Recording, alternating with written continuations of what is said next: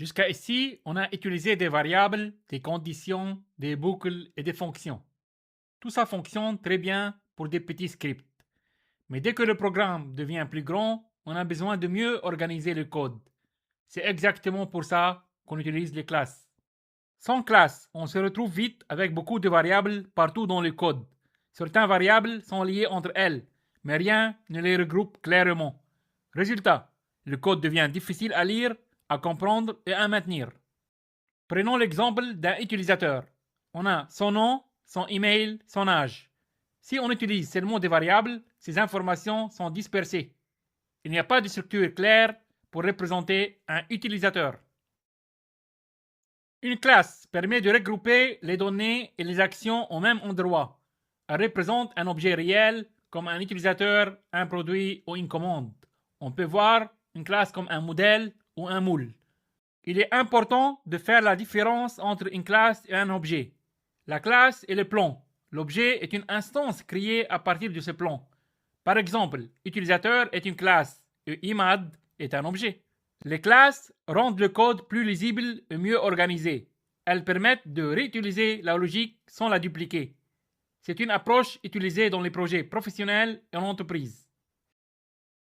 On utilise des classes quand on modélise un concept réel, quand plusieurs données vont ensemble ou quand il y a une logique métier associée à ces données. Maintenant que vous comprenez pourquoi les classes sont utiles, on va passer à la pratique. Dans la prochaine lecture, on va créer notre première classe en Python. Donc, les classes permettent de passer d'un simple script Python à un code structuré, lisible et professionnel. Dans cette lecture, nous allons découvrir le constructeur init. C'est une méthode très importante en Python car elle permet d'initialiser un objet dès sa création. Init est une méthode spéciale. Elle est automatiquement appelée lorsque l'on crée un nouvel objet à partir d'une classe. Le constructeur est appelé automatiquement au moment de l'instanciation. On n'appelle jamais init directement. Python s'en charge pour nous. Regardons un premier exemple très simple. À chaque fois qu'un objet est créé, le message s'affiche. Cela montre que le constructeur est bien exécuté automatiquement. Le constructeur peut aussi recevoir des paramètres. Cela permet de transmettre des informations dès la création de l'objet. Ici, chaque objet reçoit un nom différent. Le rôle principal de init est d'initialiser l'objet. Il prépare les données pour que l'objet soit prêt à être utilisé. Une erreur fréquente est d'oublier de définir le constructeur ou de ne pas passer les bons paramètres lors de la création de l'objet. Retenez ceci, init sert à initialiser un objet et il est toujours appelé automatiquement par Python. Dans cette lecture, nous allons découvrir le mot-clé self en Python. C'est un concept fondamental pour comprendre comment fonctionnent les classes et les objets. Nous allons voir son rôle étape par étape avec un exemple simple à la fin. Le mot-clé self représente l'objet courant. Il est utilisé à l'intérieur des méthodes d'une classe. Grâce à self, une méthode peut accéder aux données propres à l'objet. Une classe peut créer plusieurs objets à partir du même modèle. Chaque objet possède ses propres données. Le mot-clé self permet à Python de savoir sur quel objet précis une méthode est appelée.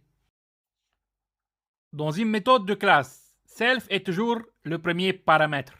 Python le passe automatiquement lors de l'appel de la méthode. C'est pour cela qu'on ne l'écrit jamais manuellement quand on appelle la méthode. Pour accéder aux attributs d'un objet, on utilise self suivi du nom de l'attribut. Par exemple, self.nom ou self.age. Cela permet à chaque objet de stocker et de manipuler ses propres données. Une erreur très fréquente chez les débutants est d'oublier le mot-clé self. Sans self, la variable devient locale à la méthode et ne fait pas partie de l'objet. Il est important de bien distinguer les attributs d'un objet et les variables locales. Ici, par exemple, la méthode utilise réellement le mot-clé self. On crée un attribut message directement sur l'objet avec self.message. Chaque objet possède alors sa propre donnée. C'est exactement ce rôle que joue self dans une classe Python. Pour résumer, self représente l'objet courant. Il est indispensable dans les méthodes de classe. Dans la prochaine lecture, nous verrons comment initialiser ces attributs proprement avec le constructeur init. Maintenant que nous avons vu le mot-clé self, nous allons créer une classe Python complète. L'objectif est de comprendre comment définir des attributs, utiliser des méthodes et manipuler un objet concret.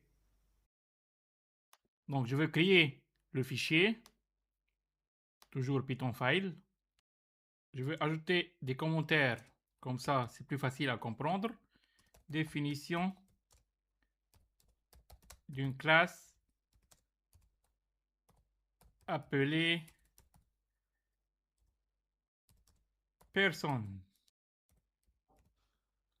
Même je mets le P en majuscule. Je commence avec les mots-clés classe, personne en majuscule. On n'oublie pas le deux points. Maintenant, qu'est-ce qu'il faut faire? Il faut ajouter le constructeur. On pense premièrement au constructeur. Je vais ajouter aussi un commentaire. Le constructeur, il est appelé automatiquement quand lors de la création d'un nouvel objet.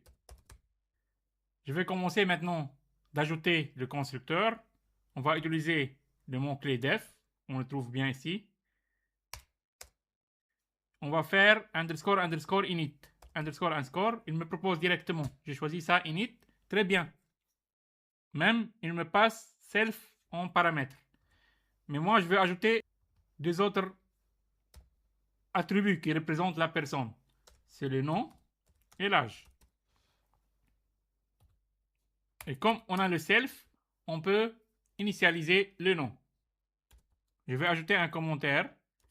Self.nom est un attribut de l'objet.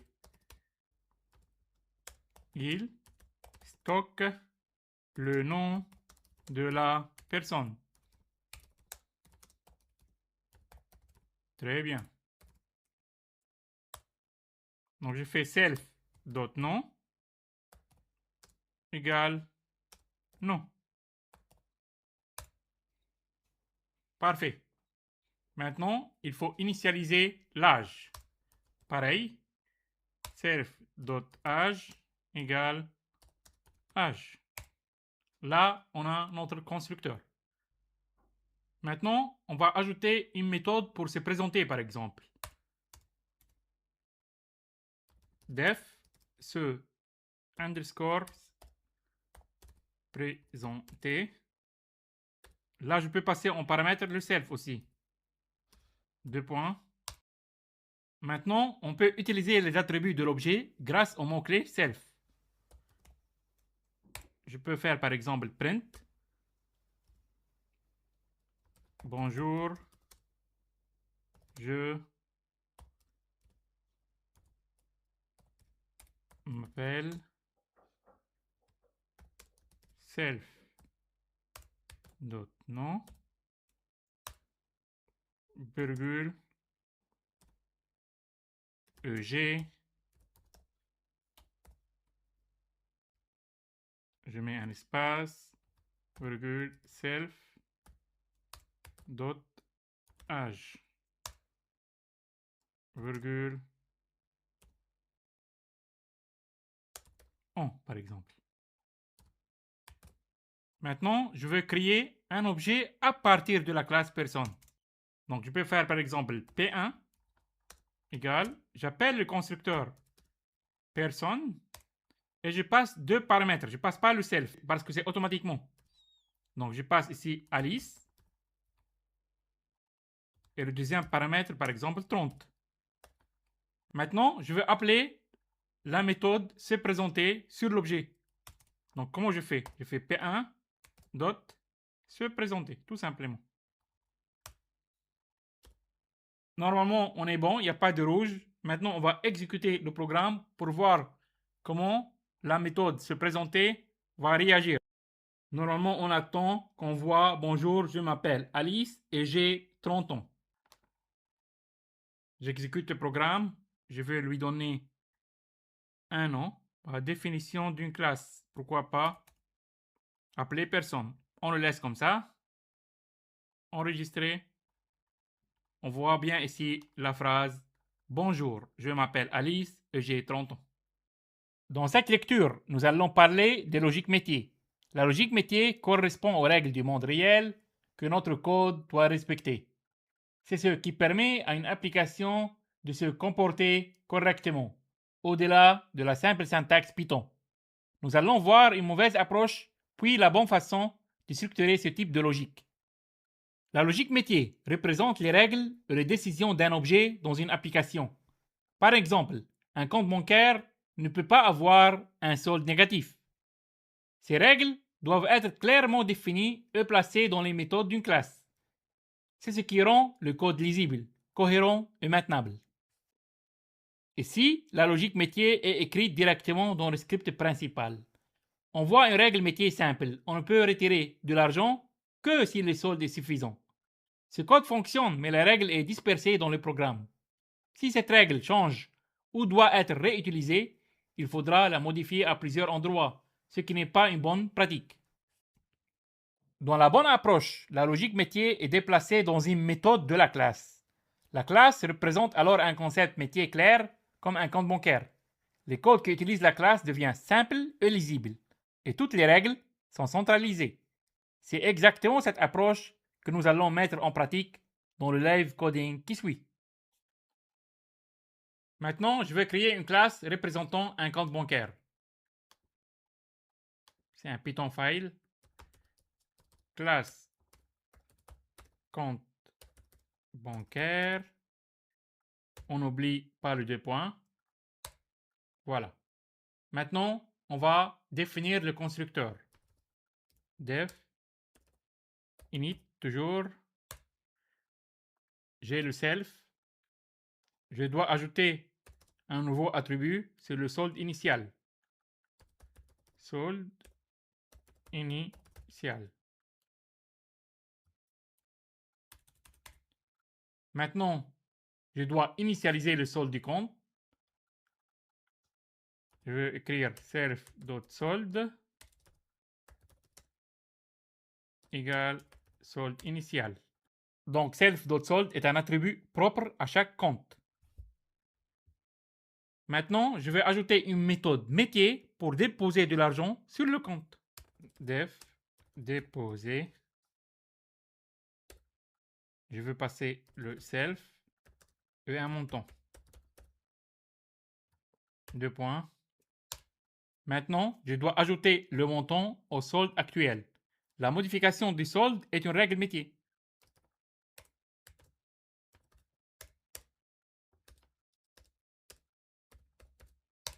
Voilà. On peut informer aussi l'utilisateur du nouveau solde, par exemple print.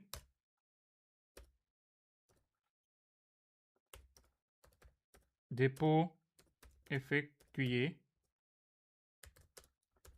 Nouveau solde. 2 points. Self. Solde. Très bien. Je dois ajouter maintenant une méthode pour retirer de l'argent du compte. Def retirer. Je passe le self et le montant aussi. 2 points. Maintenant, il y a une règle métier importante. On ne peut pas retirer plus d'argent que le solde disponible. Je veux écrire cette règle. If montant plus petit ou égal self.solde. On n'oublie pas les 2 points. Je fais self.solde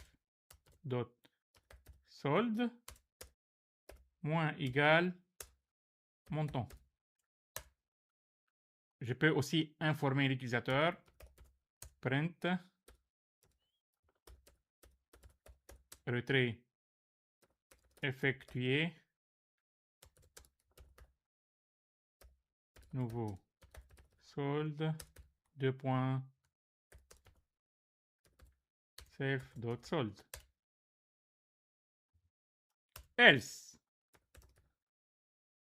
Si la règle n'est pas respectée, on bloque l'opération. Bon, pour le moment, je vais juste ajouter un print, mais dans la vraie vie, on peut lancer une exception. On verra ça plus tard.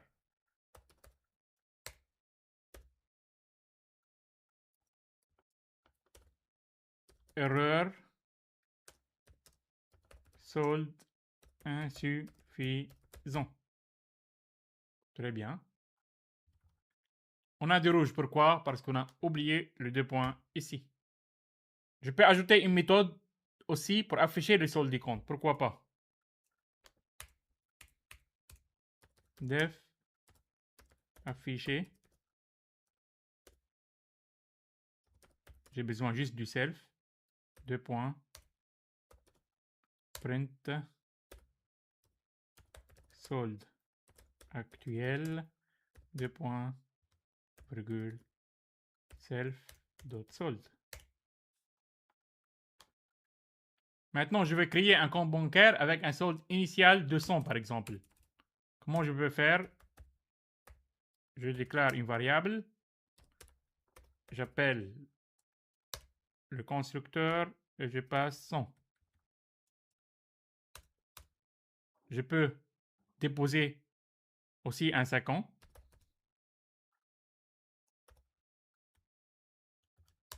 Point déposer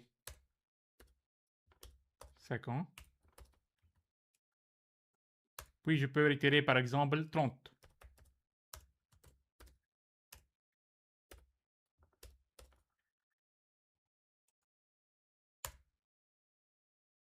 On va afficher.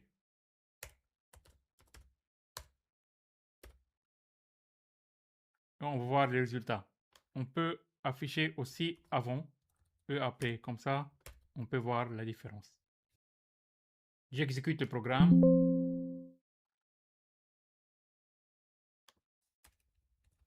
Je vais le nommer compte bancaire.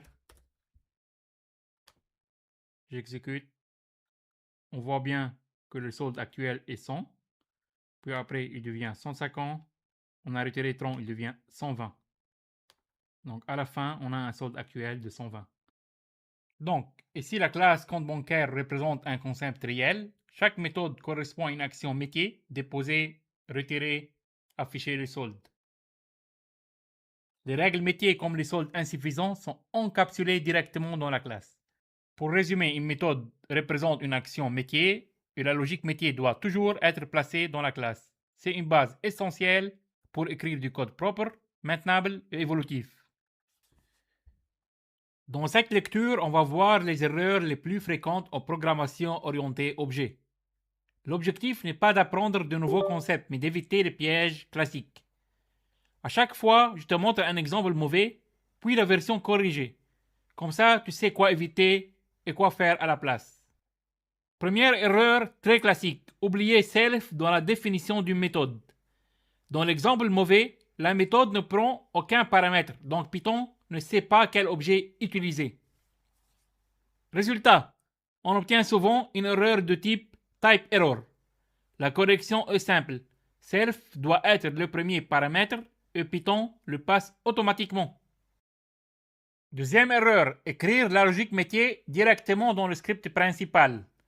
Ça fonctionne, mais dès que tu as plusieurs endroits où tu dois appliquer la règle, tu vas la dupliquer. Et là, le code devient difficile à maintenir. La bonne pratique, c'est de centraliser la règle dans une méthode métier, puis d'appeler cette méthode. Troisième erreur, confondre une variable locale avec un attribut de l'objet. Si tu écris âge au lieu de self.age, tu ne modifies pas l'état de l'objet. Parfois, ça ne change rien. Parfois, ça crée une erreur. Mais dans tous les cas, ce n'est pas ça ce qu'on veut. Quand c'est une donnée de l'objet, on utilise toujours self.attribut. Quatrième erreur, une méthode qui fait trop de choses. Quand une méthode devient énorme, elle est difficile à comprendre, difficile à tester et difficile à modifier sans casser autre chose. La solution, c'est de découper une méthode principale qui orchestre et plusieurs petites méthodes claires. Chaque méthode a une responsabilité simple. 5e erreur, créer une classe alors qu'une structure simple suffit. Une classe est utile quand il a un vrai rôle métier et des actions associées. Si c'est juste pour transporter deux valeurs, un tuple ou un dictionnaire peut être plus simple et plus lisible. L'objectif, c'est toujours de rester clair et simple. Pour terminer, garde cette checklist en tête. Si tu respectes ces points, tu éviteras la majorité des erreurs en programmation orientée objet. Et surtout, vise la simplicité. Une classe doit avoir un rôle métier clair. Si tu hésites, pose-toi la question. Est-ce que l'objet a des actions métiers? Si oui, classe. Sinon, structure simple.